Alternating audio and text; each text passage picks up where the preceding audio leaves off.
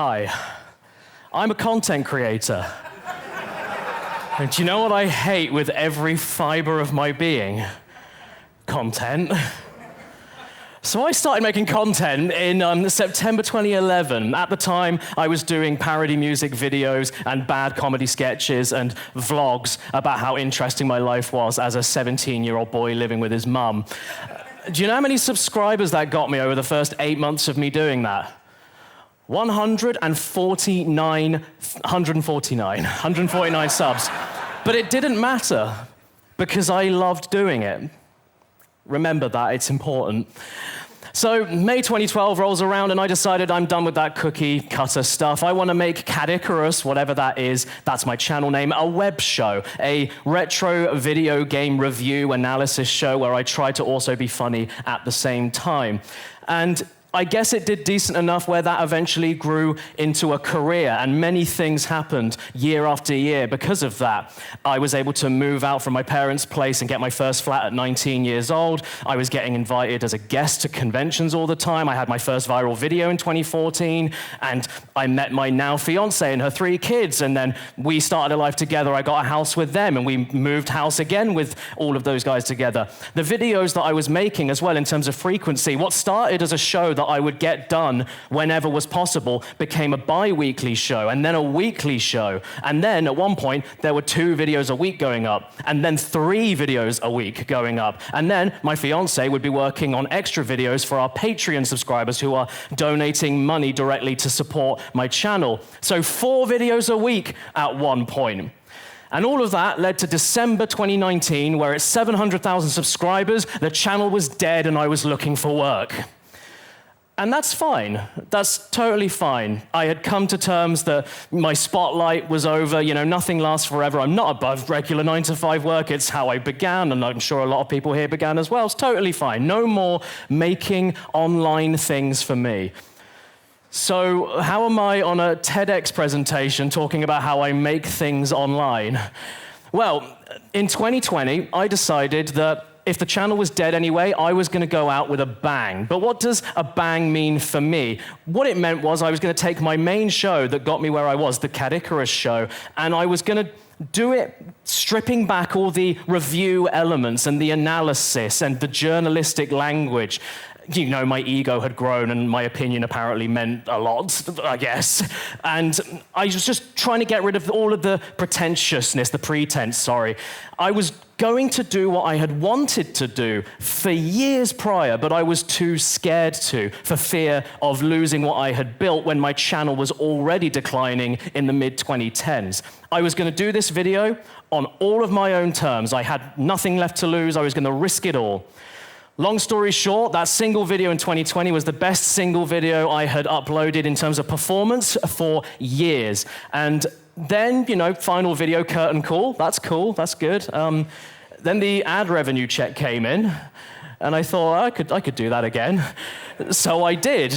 And throughout all of 2020, I just kept doing what I wanted, but the upload schedule was terrible. I was like, 3-4 videos a week. I was doing 1 every month or 2 months, and I was killing all of my other shows that I had started at that point. I was using all of my, professional career journalism stuff to make more analytical shows about modern movies and video games. That was all the extra stuff throughout the week, while Sunday was the Caddicarus show. I got rid of all of that. So the frequency was gone, and the trendingness was gone. But it was like the old days. It was like how I'd started the channel. And when I started the channel doing that, that's how I grew in the first place to get to where I was as a career. And it was just happening again, but when it was already my career. Despite not following any of the rules and, doing what I thought my subscribers would want to see me do. Sponsors were paying out more. Merchandise offers were getting crazy. I was able to invest more money into bigger projects and dumber things to do in bigger videos. And just to give an idea of how insane this is, in 2024, my fiance was diagnosed with triple-negative breast cancer, and she spent that entire year being treated for it, getting surgery for it, and smashing it, by the way. Yeah. Well done, honey. Did good.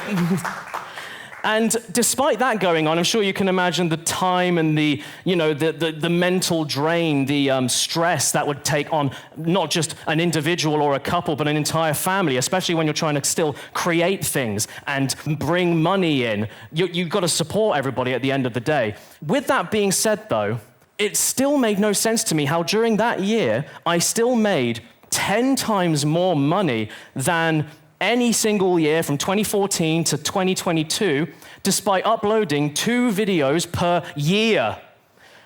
I uploaded 2 videos in total in 2024. How did I go from uploading 3 to 4 videos a week at one point and nearly losing everything, including my mind, to 2 a year and somehow doing 10 times better? I don't know, and I'm not going to pretend that I do know. I'm not a search engine optimization guy. I just make things. But if I had to point my finger at least on one culprit at the very least, it would be that word that makes me dry heave: content. See, during the mid-2010s, I was hearing that word get used a lot more frequently in an industry mainstream sense. People were calling themselves content creators, and videos that I was making started meaning content. And around that same time, when my channel was dying, all of the higher-ups around me, and my agent and YouTube partner managers and all sorts of other people were telling me these kind of 3 new tenets that I had to try and follow to keep my channel flowing above water. I had to upload frequently and consistently. I had to make those videos about trending topics so that people would search them and hopefully you'd pop up. And I had to make those videos as long as possible, which is way better for engagement, watch time, ad revenue, all that stuff. The problem, though, is that because I was mixing those 3 new rules, guidelines, let's say, with this new word, this new category of content, my brain was like subconsciously linking it all together. And I started thinking, oh, so the problem is I wasn't doing enough. I needed more. I needed to do more stuff. And when it's your career and you're supporting a family and your channel is dying and you need food, you're gonna try anything to keep everything going. The problem, though, at least from my view, is that the word content has a lot of negative implications to it, at least in my opinion. It implies a vast collection of meaningless stuff, just a collection of things, mass-produced, factory-shipped, out the door, yesterday's news, quickly forgotten, quick, easy, effortless. And that's really unfair because that's not true. It's not entirely true anyway for the majority of YouTube channels that upload frequently, especially. But with me, I was mixing those implications with, everything else that was going on. And I became content-brained in order to try and keep up with all the algorithmic changes and keep up with everybody's dwindling attention spans with TikTokification when Vine died, if anyone remembers Vine. And the thing is that if you're somebody that is making daily videos, daily uploads on YouTube, you will automatically, accidentally hit all of those 3 tenets I mentioned earlier. Let's say that you're a political streamer or so. No, a political video uploader, let's just say. You can react to the latest trending news very easily. If you're just recording yourself rambling and talking, that's quick and easy. You can do that very frequently. And you can make those videos as long as you damn well want. You're already doing it. And if you mix that in with being naturally good at that, naturally driven, naturally funny, naturally charismatic, you can become huge in the YouTube algorithm from doing that. And I enjoy a lot of channels that operate like that. Video game Let's Play channels operate in a very similar way. I'm subscribed to many of them, and I really like that stuff. But I don't like making it. I suck at the YouTube algorithm rat race. And yet, while everything was dying for me, I felt pressured to have to be in it, which eventually just led to everything getting worse. And that's kind of when I had this epiphany, let's call it, in 2020, or after 2020, after this huge spike in growth that I hadn't seen in years. Between 2015 and 2019, I was lying to myself. I was doing what I thought I needed to do while pretending, acting as though that was the end goal. Oh, I wanted to be a YouTuber. This is the dream. This is it. I was in denial, convincing myself that was it. And the problem as well is that I was working myself to death for the privilege of that. Multiple mental breakdowns, terrible physical health, relationship problems. I wasn't socializing. I wasn't getting much fresh air. All at the end of the day for a dead channel in 2019 and a library of videos, a library of content that I never really even wanted to make in the first place. My channel, I think, failed not because I wasn't making enough content, but because I was making bad videos, or if you want to be charitable, mediocre, let's just say. And I was spamming them to my subscribers. And the problem with that is not only is that inauthentic and not who I really am, like I said, I was doing videos I never really wanted to do, but I felt I had to keep up, but also it made the value of my channel zero, despite me following all those 3 rules. I was doing everything right, but everything kept bleeding. And yeah, like I said, my channel value was zero because there's only so much time in 1 week. And I wanted to do this solo because that's what I want to do. Always worked solo, aside from a cameraman and a bit of assistance. But that main show that got me where I was, the Caddicarus show, even if it was going out every Sunday, was suffering because there is only so much time in a week for one person to do everything. And when everything suffers and everything is just meh, it doesn't matter. And your subscriber count doesn't mean anything at that point because if they're seeing the videos in their feeds, they're not going to click if even the topic or the idea or the length just doesn't look like their cup of tea. It's really ironic when I look back that the second I stopped caring about all of this stuff and stopped obsessing over looking at the YouTube studio analytics when it would tell me at some point in 2017 in big red letters that this video's viewership is down 0.2%. And because it's in red, that must mean I'm making things incorrectly. The second I stopped caring about that, I thrived in my own way despite the algorithm changes that everybody was panicking about. Exactly like how it was for me in the very beginning.